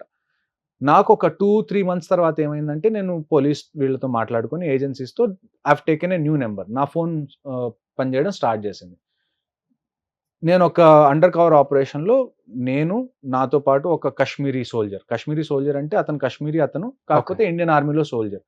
మేమిద్దరం సివిల్ డ్రెస్‌లో ఒక సివిల్ వెహికల్‌లో మేము ఈ అండర్ కవర్ ఆపరేషన్ చేయడానికి ఎళ్తున్నాం. అంటే కొంతమంది టెర్రరిస్ట్‌ని ట్రాక్ చేయడానికి. కరెక్ట్‌గా ఎప్పుడైతే ముకుంద్ వరదరాజన్ గారి బెటాలియన్ ఏరియాకి ఎప్పుడైతే మేమెళ్ళామో, అక్కడ ఆపరేషన్ జరుగుతుంది. జనాలు ఆల్రెడీ రోడ్డు మీద ఉన్నారు. రాళ్ళు అవి పట్టుకొని స్టోన్ బెల్టింగ్ చేయడానికి. కరెక్ట్‌గా ఎప్పుడైతే నేను తప్పించుకోవచ్చులే కొద్దిగా సైడ్ నుంచి ఎళ్ళిపోదాం. ఎందుకంటే కాశ్మీరీ డ్రైవర్ ఉన్నాడు. And at the same time Kashmiri soldier ఉన్నాడు గదా! కాశ్మీరీలో మాట్లాడి ఎళ్ళిపోవచ్చు అనుకున్నాను. కరెక్ట్‌గా ఎప్పుడైతే ఆ జనం దగ్గరికెళ్ళానో, నా ఫోన్ రింగ్ అవ్వడం స్టార్ట్ అయింది.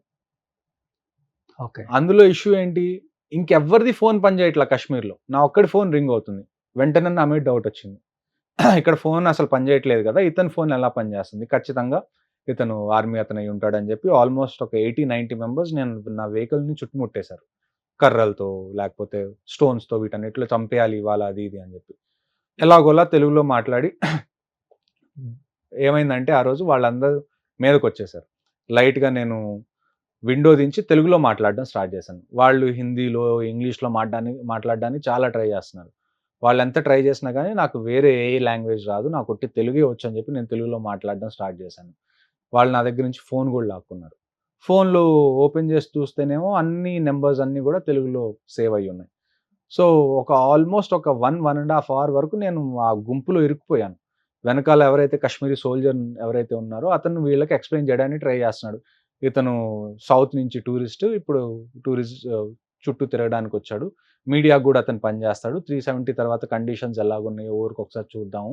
వాళ్ళ ఛానెల్ కోసం అన్నట్టుగా వచ్చారు. ఇక్కడికొచ్చిన తర్వాత సెక్రటేరియట్‌లో మాట్లాడుకొని ఆయన ఫోన్ నంబర్ తీసుకున్నారు రీసెంట్‌గానే. హ్మ్.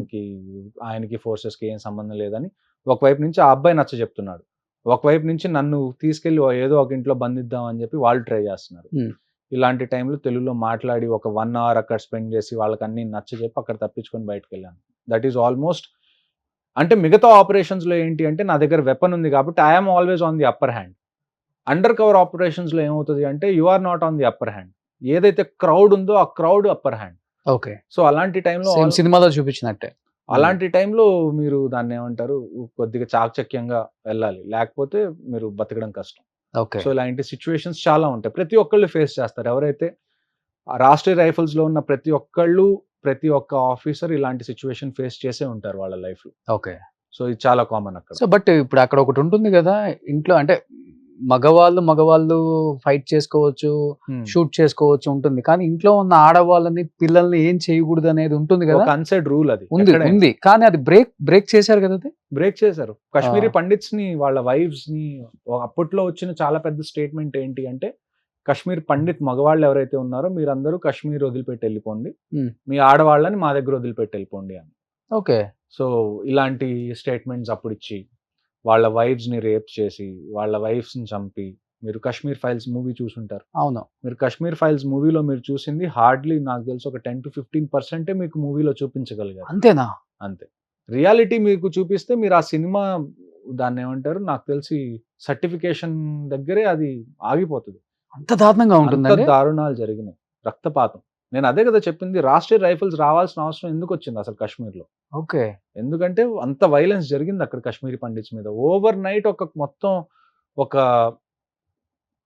ఒక కమ్యూనిటీ మొత్తం ఒక ప్లేస్ వదిలిపెట్టి ఓవర్ నైట్ లో వెళ్ళిపోయిందంటే మీరు అర్థం చేసుకోండి ఏ రేంజ్ లో వైలెన్స్ జరిగిందని అక్కడ. అందుకని కాశ్మీరీ పండిట్స్ వెళ్ళిపోయారు. ఇప్పుడు కాశ్మీరీ పండిట్స్ ఇండియాలోనే రెఫ్యూజీస్ గా బతుకుతున్నారు. అది వాళ్ళ పరిస్థితి. బట్ ఇప్పటికీ రేపులు కొనసాగుతున్నాయా? ఇప్పుడు అంత లేదు. ఎందుకంటే ఇప్పుడు వేరే రిలీజన్ వాళ్ళు ఎవరు లేరు కదా. వాళ్ళల్లో వాళ్ళు ఏమన్నా చేస్తే అది ఇప్పుడు క్రైమ్ అవుతుంది, పోలీసులు పట్టుకుంటారు, సిచ్యువేషన్ కొద్ది కంట్రోల్లో ఉంది. కానీ ఆ టైంలో అదేంటి ఒక కమ్యూనిటీ మొత్తాన్ని వాళ్ళు టార్గెట్ చేశారు. చిన్నపిల్లలను చంపటం, దాన్ని యుద్ధగా చేయటం, ఎంత దారుణం ఉందో. బట్ ఇప్పుడు మీరు చెప్పారు ఒక ప్లేస్ నుంచి ఇంకో ప్లేస్కి వెళ్ళటానికి కూడా మనకి చాలా టైం పడుతుంది. ఎందుకంటే ఎస్పెషల్లీ ఐస్ మంచుగడ్డలు ఉన్నప్పుడు. ఇప్పుడు చాలా మంది ప్రెగ్నెంట్ ఉమెన్స్ ఉంటారు, చిన్నపిల్లలకి ఏదైనా హెల్త్ బాగాలేనప్పుడు ఎలా అండి? ట్రాన్స్పోర్టేషన్ ఉండదు. అలాంటి సమయంలో ఎలా అసలు? ఆర్మీ హెల్ప్ చేస్తుందండి. మీకు కాశ్మీర్లో ఏంటి అంటే ఆర్మీ ప్రెజెన్స్ చాలా ఎక్కువ, అవసరం కాబట్టి ఎక్కువ. మీకు కాశ్మీర్ ఎలా చూసుకోవాలి, ఒకవైపు మీరు కాశ్మీర్ మొత్తం మీకు ఎల్ఓసి ఉంది, ఎల్ఓసి దగ్గర అంతా ఆర్మీ ఉంది. మళ్ళీ కాశ్మీర్ వ్యాలీ లోపల రాష్ట్రీయ రైఫిల్స్ మీకు బెటాలియన్స్ ప్రతి చోట కనపడతాయి. ఓకే. ప్రతి చోట అంటే ఒక్కొక్క బెటాలియన్ కి ఒక్కొక్క జ్యూరిస్డిక్షన్ ఉంటుంది, ఈ ఏరియాలో మీరు ఆపరేట్ చేయాలి అని.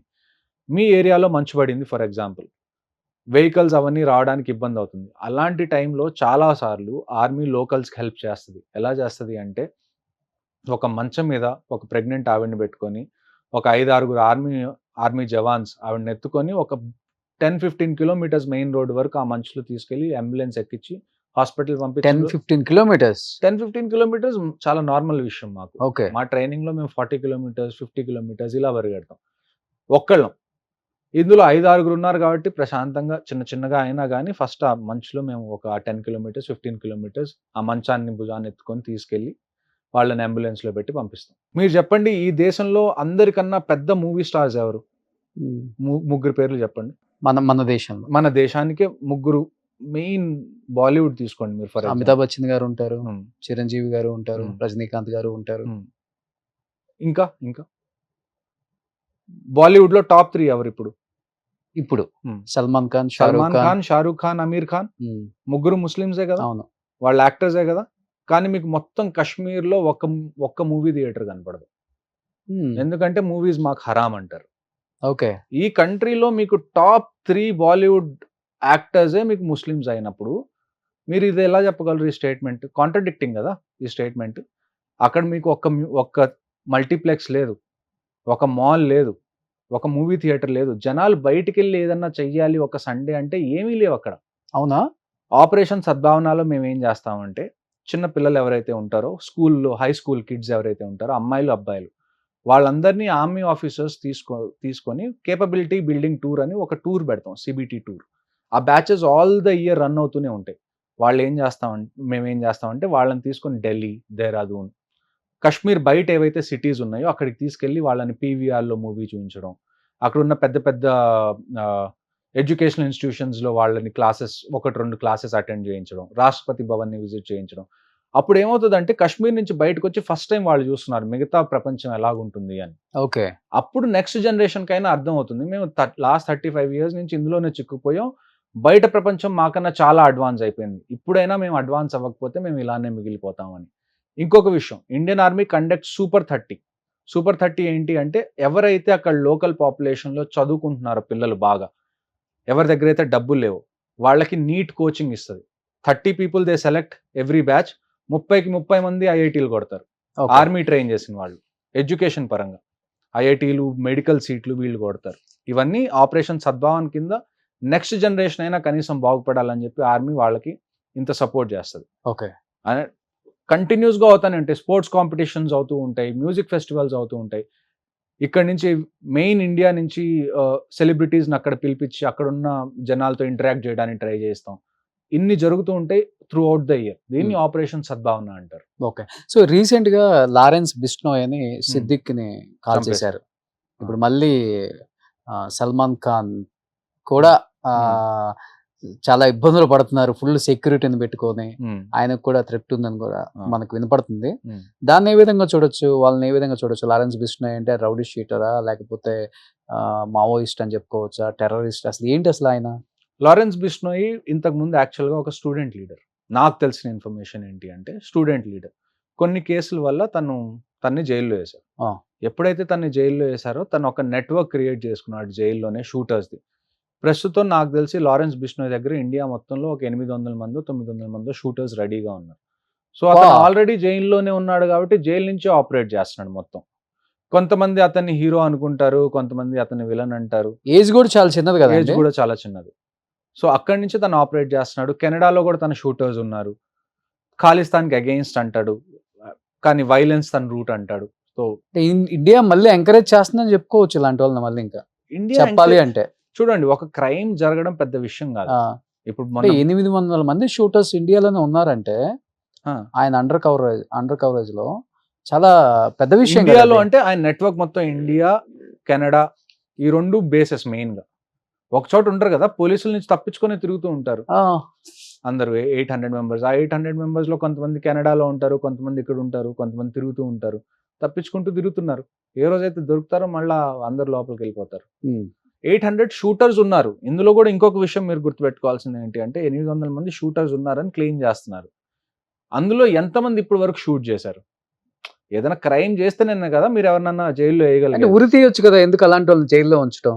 ఊరి ఆల్రెడీ జైల్లోనే ఉన్నాడు కదా. అదే ఉన్నారు కదా, ఎందుకు అలాంటి వాళ్ళని ఎందుకు పెంచి పోషించడం? మళ్ళీ పెంచి పోషించడం అంటే చూడండి, ప్రతి దానికి తెలుసు అతను ఎంత పెద్ద డేంజర్. ఉరి వెయ్యాలా వేయకూడదా అన్నది ఎవరి decision? Judiciary decision. So judiciary వెయ్యాలి అని తీర్పిస్తే వేస్తారు, ఇంక తప్పదు. సో కసబ్ విషయంలో తీసుకుంది కదా ఆ డెసిషన్. కసబ్ది వేరు, ఇది వేరు కదా. కసబ్ది ఏంటి? టెర్రరిజం. వేరే కంట్రీ నుంచి ఇక్కడికి వచ్చి కామన్ పీపుల్ ఏ సంబంధం లేదు, ఏం చేస్తుంది కూడా అదేం చెప్పుకోవచ్చు కదా. ఇంకా లేదు ఇతని అది కదా. ఇప్పుడు కసబ్ది ఇంటెన్షన్ ఏంటి? నేను ఎంతమంది నార్మల్ జనాల్ని చంపగలను, నేను చంపేస్తా. కాకపోతే లారెన్స్ బిష్నోయ్ విషయం ఏంటంటే ఇలాంటి వాళ్ళని వదిలేస్తే కూడా అదే కదా అయ్యేది. ఇంక రేపు అవ్వచ్చు. మీరే అన్నారు 800 మంది షూటర్స్ అంటే, 800 మెంబర్స్ షూటర్స్ అంటే రేపు జరగబోయేది కూడా అదే కదా. ఇంకా అయి ఉండొచ్చు ఖచ్చితంగా. మీరు భయపడడంలో అస్సలు తప్పే లేదు. మనం ఎక్కడ ఆపుతాం దీన్ని? మరి మీరే యాజ్ ఎ సొసైటీ మీరు దీన్ని టేకప్ చేస్తేనే కదా కోర్ట్ అయినా చెప్పేది. మీరు చెప్తుంటే 800 మంది షూటర్స్ అని. ఇండియన్ పాపులేషన్ మీరు చూసుకోండి 1.4 బిలియన్. 1.4 బిలియన్ లో 800 అంటే ఎంత? వాళ్ళు చాలండి నాశనం చేయడానికి. సో అంత పెద్ద లీడర్నే. మీకు రౌడీ షీటర్లు ప్రతి సిటీలో ఉంటారు. మీరు ప్రతి టౌన్ లో మీకు ఎవరో ఒక రౌడీ షీటర్ ఉంటారా ఉండరా? విషయం ఏంటి అంటే కొంతమంది రౌడీ షీటర్ల దగ్గర కొడవలు ఉంటుంది, కొంతమంది రౌడీ షీటర్ల దగ్గర కత్తి ఉంటుంది, కొంతమంది దగ్గర గన్ ఉంటుంది. వెపన్ ప్రొఫైల్ మారుతుంది కానీ మైండ్ సెట్ ఉన్న వాళ్ళు మీకు ప్రతి సిద్దిక్ అంటే ఇప్పుడు పొలిటీషియన్ కాబట్టి 1,00,000 రీజన్స్ ఉంటాయి ఓకే వాళ్ళు చంపేయటానికి. వై సల్మాన్ ఖాన్? అసలుకి Salman Khan the main story ఏమని చెప్తారు అంటే, ఒక బ్లాక్ బక్ కేసు అని ఒకటి ఉంది ఇంతకు. బ్లాక్ బక్ అంటే బిష్నోయ్ కమ్యూనిటీ ఒకటి ఉంది. ఆ బిష్నోయ్ కమ్యూనిటీ ఏంటంటే వాళ్ళు నేచర్ ని చాలా ఎక్కువ ప్రేమిస్తారు. ఎలా ప్రేమిస్తారంటే బిష్నోయ్ కమ్యూనిటీలో ఒక బ్లాక్ బక్ అంటే నల్ల జింక అన్నమాట. అది ఓకే, కృష్ణ జింక. అప్పుడు అది కేసు మీకు గుర్తుందా? కృష్ణ జింక. ఆ కృష్ణ జింక ఎప్పుడైతే చనిపోతుందో దాని దూడు ఉంటుంది కదా, కాఫ్, దానికి అక్కడ వాళ్ళ ఆడవాళ్ళు వాళ్ళ పాలు తాపించేవారు తల్లి కోల్పోతే ఆ కృష్ణ జింకని. ఓకే. సో వాళ్ళు నేచర్ ని అంత బాగా ప్రేమిస్తారు. వాళ్ళకి కొన్ని రూల్స్ ఉంటాయి, 17 రూల్స్ ఎన్నో రూల్స్ ఉంటాయి ఆ కమ్యూనిటీకి. ఆ కమ్యూనిటీలో ప్రతి ఒక్కళ్ళు ప్రతి సంవత్సరం ఇన్ని చెట్లు నాటాలి, అక్కడున్న నేచర్ని దాన్ని ఏమంటారు వెజిటేరియన్సే అయి ఉండాలి, అక్కడ ఉన్న నేచర్ని వాళ్ళు ప్రేమించాలి.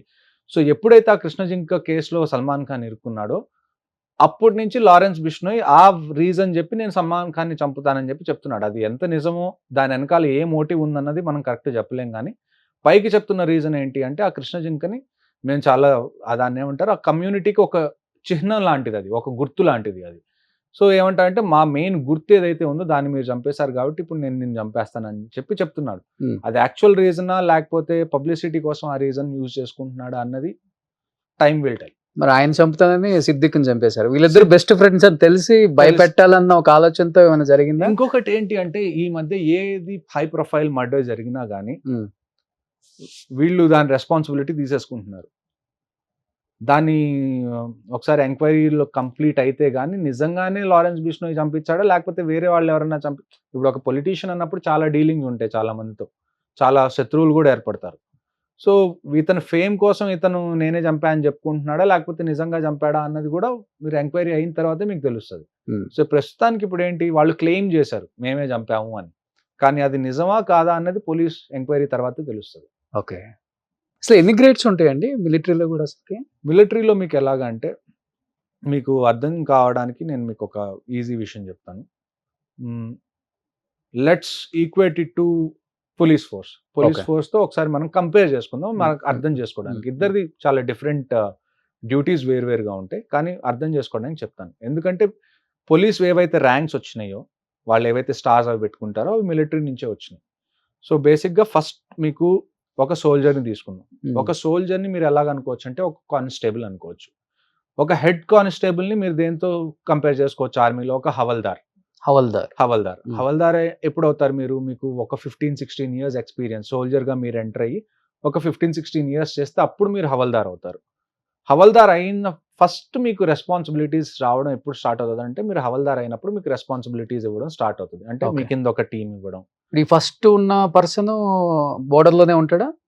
అందరికి ఎలా అందరూ బోర్డర్ లో ఒకేసారి ఉండరు. ఇప్పుడు ఫర్ ఎగ్జాంపుల్ 100 మంది ఉన్నారు అనుకుందాం ఇండియన్ ఆర్మీలో, బోర్డర్స్ దగ్గర 60% ఉంటారు.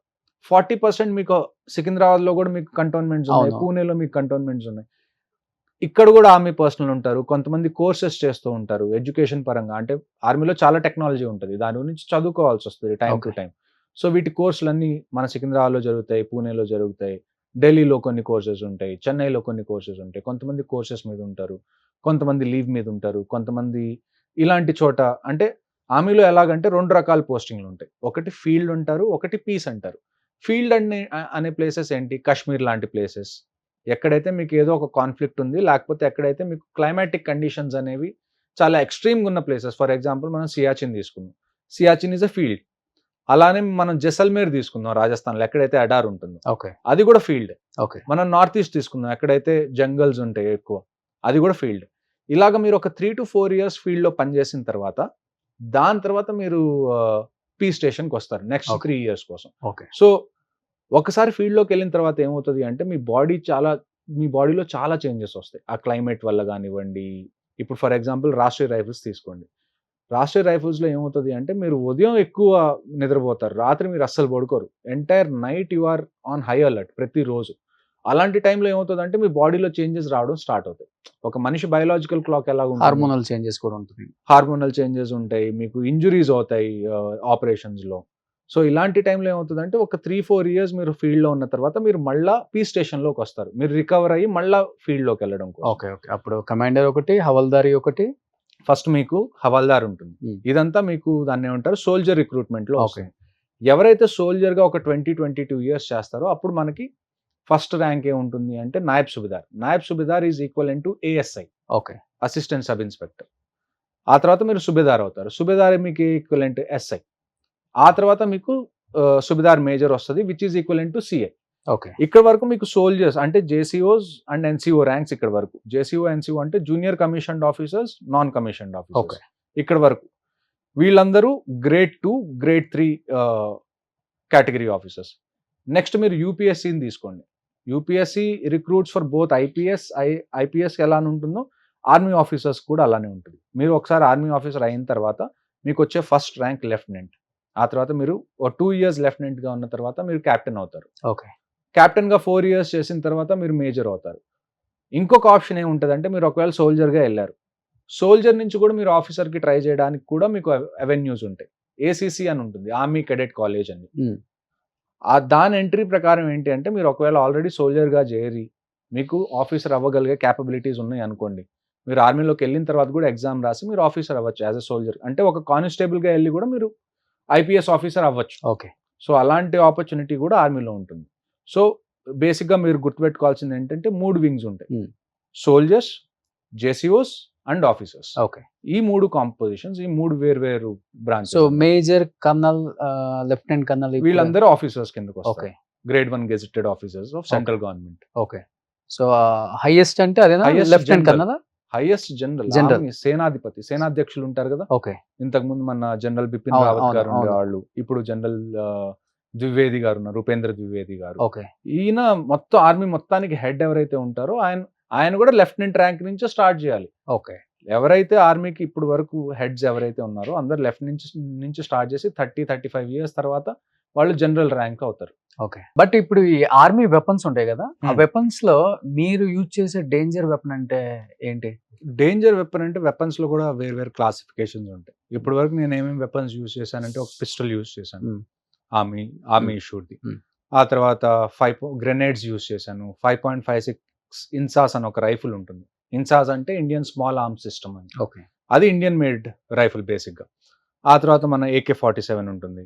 ఆ తర్వాత మనకి రాకెట్ లాంచర్స్ ఉంటాయి, స్నైపర్స్ ఉంటాయి, ఆ తర్వాత మోటార్ ఫైర్ ఉంటుంది. సో రకరకాల అంటే కొన్ని వెపన్స్ ఎలాగుంటాయి అంటే టార్గెట్ వెపన్స్ ఉంటాయి, కొన్ని వెపన్స్ ఏరియా వెపన్స్ ఉంటాయి. అంటే ఇప్పుడు రైఫిల్ అనుకోండి, అది మీరు ఒక మనిషిని చంపడానికి పనికొస్తది. So it's a targeted weapon.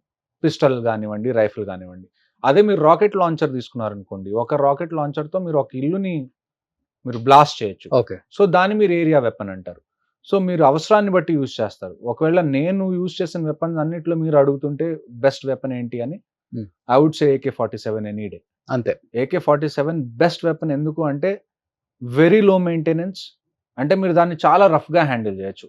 మీరు ఆపరేషన్స్ చేసేటప్పుడు మీరు కింద పడుతూ ఉంటారు అప్పుడప్పుడు. సో మీకు దాన్ని ఏమంటారు, వెపన్ కింద పడుతూ ఉంటుంది. మీ వెపన్ కింద పడినప్పుడు అది పాడవకూడదు కదా. ఫస్ట్ అన్నిటికన్నా ఫస్ట్ ఇంపార్టెంట్ విషయం అది. Hmm. సో మీరు చాలా రఫ్గా హ్యాండిల్ చేయొచ్చు దాన్ని. ఇంకోటి ఏంటంటే యాక్యురసీ చాలా బాగుంటుంది దాంట్లో.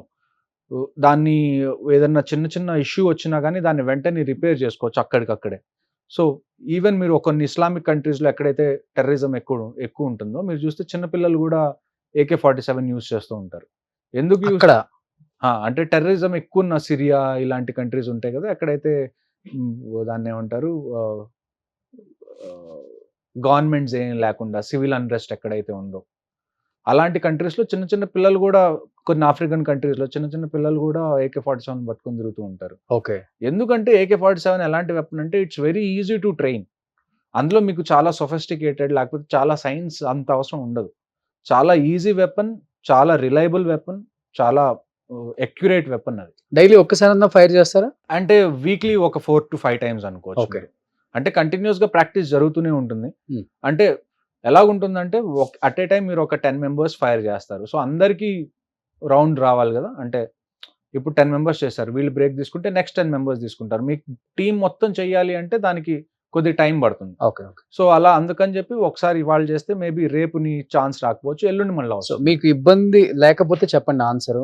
అంటే మీ మీద కూడా అటాక్స్ జరుగుతుంటాయి కాబట్టి వాళ్ళు మీ మీద ఫైరింగ్ చేసేటప్పుడు మిమ్మల్ని మీరు సేవ్ చేసుకోవడానికి మీరు హతమార్చుంటారు చాలా మందిని, టెర్రరిస్టులని, మావోయిస్టులు కూడా ఉంటారు కదా ఆ ఏరియాలో. లేదు, ఉండరా? Only Only టెర్రరిస్టులే. terrorists. సో మీరు అటాక్ చేసిన సిచ్యువేషన్స్ లేకపోతే వాళ్ళు చనిపోయిన సిచ్యువేషన్స్ ఉన్నాయా? ఉన్నాయి. ఆ? ఉన్నాయి. ఓకే. Hmm. ఒకటి ఏదన్నా గుర్తుందా మీకు? ఎలాగా అంటే ఒక ఆపరేషన్ చెప్తాను. ఏం జరిగింది అంటే ఒక చెక్ పోస్ట్ మేము పెడతాం జనరల్గా ఒక ఏరియాలో. ఆ రోజు ఏమైందంటే నేను కొద్దిగా లేట్గా వెళ్ళాను అనమాట. Hmm. మా ముందే అక్కడికి పోలీసులు వచ్చేసి పోలీసులు చెక్ పోస్ట్ పెట్టారు మా బదులు. సో ఒక బైక్ మీద 3 టెర్రరిస్టులు వచ్చి ఆ పోలీసుల మీద ఫైర్ చేయడం మొదలు పెట్టేశారు ఓకే. రోడ్ మీద. నైట్ ఇది 9:30 ఆ టైంకి అనమాట. సో లక్కీగా ఎవరికి తగలలేదు. వాళ్ళ వెహికల్ ఏదైతే ఉందో పోలీస్ వెహికల్, దాని వెనకాల వాళ్ళు దాక్కున్నారు. బుల్లెట్స్ అన్ని వెహికల్కి తగిలినాయి. మీరు వెపన్ ఫైర్ చేసినప్పుడు ఏమవుతుంది అంటే మీకు రీకాయిల్ ఉంటుంది, అంటే అది వెనకాల కొడుతుంది వెపన్. ఆ 3 బైక్ మీద ఉన్న వాళ్ళు అది హ్యాండిల్ చేయలేకపోయారు. కింద పడిపోయారు. వాళ్ళకి ఇప్పుడు ఏంటి బైక్ తీసి పారిపోవడం వాళ్ళకి ఇబ్బంది అనిపించి ఏమని చేశారంటే, అక్కడే పక్కన ఒక స్ట్రీట్ ఉంటే ఆ స్ట్రీట్‌లోకి వాళ్ళు పారిపోయారు. పోలీసులు లేసి ఫస్ట్ చూసి ఏమనుకున్నారు, వీళ్ళు పారిపోయారేమో ఫైర్ చేసేసి హమ్మయ్య బతికిపోయాం అనుకున్నాం. కానీ చూస్తే వాళ్ళొచ్చిన బైక్ అక్కడే కింద పడిపోయింది. అప్పుడు వాళ్ళకి అర్థమైంది ఏంటి అంటే, వీళ్ళు ఏదో ఒక స్ట్రీట్‌లో దూరారు. ఎక్కడో చోట దాక్కున్నారని చెప్పి పోలీసులు వెతకడం మొదలుపెట్టారు. కాశ్మీర్‌లో మీకు ఎంటర్ అయినప్పుడు ఫస్ట్ స్టార్టింగ్ ఒక 1 మంత్ మీకు ట్రైనింగ్ ఉంటది. ఆ 1 మంత్ ట్రైనింగ్‌లో మీకు ఎలాగుంటదంటే, మీ చుట్టుపక్కల ఎక్కడన్నా ఫైరింగ్ జరిగితే, అది ఏ వెపన్ ఫైర్ అయిందో మీరు ఈజీగా చెప్పగలరు. అలాగ ట్రైనింగ్ ఇస్తారు. అంటే AK-47 ఫైర్ అయితే ఎలా సౌండ్ వస్తుంది? ఒక పిస్టల్ ఫైర్ అయితే ఎలా సౌండ్ వస్తుంది? సో, మేము ఉంది దగ్గరలోనే కాబట్టి ఒక్కసారి ఆ సౌండ్ రాగానే నాకు ఈ ఫైరింగ్ ఎక్కడి నుంచి వస్తుంది ఈ టైంలో అని చెప్పి నేను కనుక్కుంటే అటాక్ జరిగిందని తెలిసింది. వెంటనే ఒక 5, 10 మినిట్స్‌లో మేము రీచ్ అయిపోయాం. ఈ 5, 10 మినిట్స్‌లో ఏం జరిగింది అంటే పోలీసులు ఆ స్ట్రీట్స్‌లో ఎతకడం మొదలుపెట్టారు. మా మీద ఫైర్ చేసినోళ్ళు ఎటెళ్లారు అని చెప్పి. అందులో ఒక పోలీస్ ఏం చేశారంటే ఆయన పాపం ఏ ఇంట్లో అయితే టెర్రరిస్టులు దూరారో ఆ ఇంట్లోకి ఎళ్లి వాళ్ళ ఆ ఇంట్లో ఎవరైతే నార్మల్ రెసిడెంట్స్ ఉన్నారో వాళ్ళతో మాట్లాడడం మొదలుపెట్టారు. ఎక్కడున్నారు టెర్రరిస్ట్ మీ ఇంట్లోకొచ్చారా అని అడిగితే, ఆ! వచ్చారు పైకెళ్లారు అని చెప్పి జస్ట్ మాట్లాడుతున్నారు. కాశ్మీర్‌లో ఏంటంటే గ్రౌండ్ ఫ్లోర్‌కి, ఫస్ట్ ఫ్లోర్‌కి మధ్యలో స్లాబ్ ఏదైతే ఉంటుందో, అది వుడెన్ స్లాబ్ ఉంటుంది. కాంక్రీట్ స్లాబ్ ఉండదు. ఓకే. ఆ వుడెన్ స్లాబ్ మధ్యలో మనకి ఆ క్రాక్స్ లాగా ఉంటాయి కదా! అంటే ఇలాగా ఒక్కొక్క వుడెన్ మీ వెనకాల ఎలాగా ఉన్నాయి అవును. అవును. చెక్కలు అలాగ హ్మ్. పేర్చుంటారు. సో, మధ్యలో ఆ క్రాక్‌లోంచి పైన టెర్రరిస్టులు కింద చూస్తున్నారు. వాళ్ళేం చేశారంటే వాళ్ళ చేతిలో ఉన్న వెపన్ ఇలాగ కిందకి పెట్టేసి ఆ పోలీస్ మీద ఫైర్ చేశారు. ఆ పోలీస్ బుల్లెట్ ప్రూఫ్ జాకెట్ ఏసుకున్నా గాని ఏమైందంటే, ఆ బుల్లెట్ ఇక్కడ తగిలి ఇక్కడ ఇప్పుడు మన బుల్లెట్ ప్రూఫ్ జాకెట్ కూడా ఒక టీ షర్ట్ లాగుంటది. ఓకే. అది మెడ దగ్గర తగిలి ఇలా లోపలికి బుల్లెట్ ఎళ్ళిపోయి హార్ట్ మొత్తం పంక్చర్ చేసుకుంటూ బయటకొచ్చేసింది. అబ్బా! ఆయన స్పాట్‌లో చనిపోయారు. కరెక్ట్‌గా మేము రీచ్ అయ్యే టయానికి ఆయన బాడీ మేము ఇలా బయటికి తీసుకొచ్చాం. ఫైరింగ్ మొదలుపెట్టేసాం. ఆ ఆపరేషన్‌లో మేము ముగ్గురిని చంపాం. మా అంటే ఆర్మీ వైపు నుంచి ఏమి అందులో క్యాజువాలిటీస్ లేవు గానీ పాపం ఒక పోలీస్ క్యాజువాలిటీ అయ్యారు. ఓకే. అంటే ఇవి గూడా ఎంత కాంప్లికేటెడ్ అవుతాయంటే మీరొకసారి ఆపరేషన్ ఎలా జరుగుతదంటే ఫర్ ఎగ్జాంపుల్ మీరు ఒక రూమ్ గాని, ఒక ఇల్లు గాని తీసుకోండి. ఒక వెపన్‌తో మీరు ఫైర్ చేస్తే ఆ బుల్లెట్ రేంజ్ ఎంతుంటుంది? 300 మీటర్స్, 400 మీటర్స్ వరకెళ్తుంది ఆ బుల్లెట్. ఒకవేళ మీరు ఒక ఇంటిని చుట్టుముట్టారనుకోండి. ఇటువైపు నుంచి మీరు ఫైర్ చేశారు కిటికీలోకి. అవతల వైపు గూడా కిటికీ ఉందనుకోండి. ఆ కిటికీ అవతల మీ మనిషిలో ఉంటే ఆ కిటికీలోంచెళ్ళి మీ మనిషికే తగులుతది. సో, మీరు ఫైర్ చేసేటప్పుడు మీ పొజిషన్స్ అన్నీ మీరు చూసుకోవాలి. మీ టీమ్ మొత్తం ఎలాగా అక్కడ డిప్లాయ్ అయిందో చూసుకోవాలి. చాలా టెక్నికాలిటీస్ ఉంటాయి దాంట్లో. అందరిని కమ్యూనికేషన్ లూప్‌లో పెట్టుకోవాలి. ఈ టెర్రరిస్ట్ పారిపోతుంటే మీకు తెలిసుండాలి. ఒకవేళ ఎనకాల నుంచి పారిపోతుంటే ఎనకాల నా టీమ్ మెంబర్ ఎవరున్నారు? హ్మ్. వెంటనే అతనికి మెసేజ్ ఎళ్ళిపోవాలి మీ వాకీ టాకీలో. ఓకే. ఆ తర్వాత కొన్ని కొన్ని సార్లు నైట్ టైమ్ మొత్తం చీకటిగా ఉంటది. అలాంటి టైంలో మీరు లైట్స్ తీసుకొస్తారు. కానీ లైట్స్ తీసుకొచ్చినప్పుడు ఏమవుతది? మీరు టార్గెట్ అవుతారు. మీరు లైట్ పెట్టాలి గానీ మీరు లైట్ దగ్గర ఉండకూడదు. ఎందుకంటే వాడు లైట్‌ని ఫైర్ చేస్తాడు. లైట్ కింద మీరున్నారంటే మీరు కూడా ఫైర్ అయిపోతారు.